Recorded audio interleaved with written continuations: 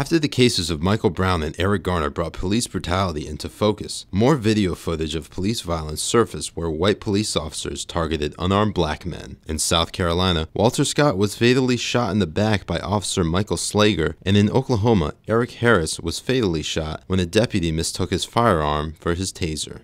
Adam Bates, a policy analyst for the Project on Criminal Justice at the Cato Institute, believes that not every case of police brutality is the same. Obviously, these are horrible situations. I think that goes without saying. They're slightly different in that one seems, the Eric Harris shooting seems, as far as we can tell, to have been an accident.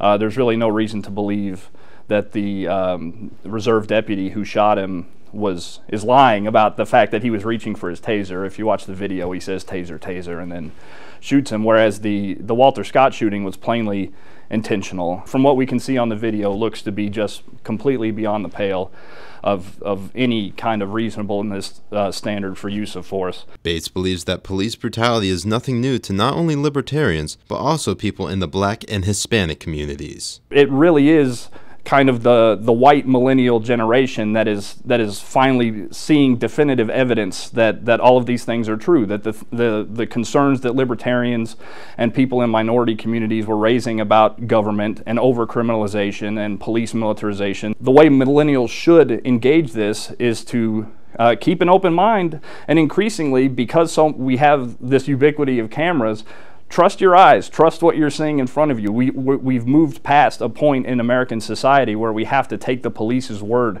for what happens, or we have to take the New York Times' word for what happens.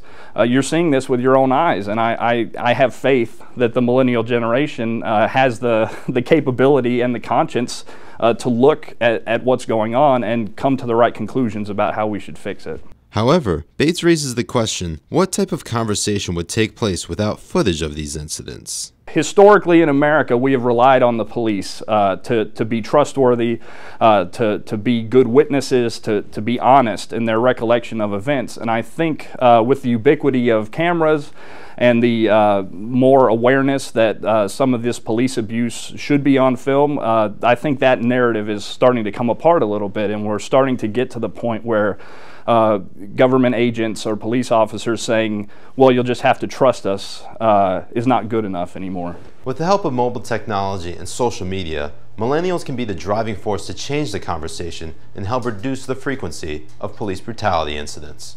I'm Suraj Hashmi for GVH Live.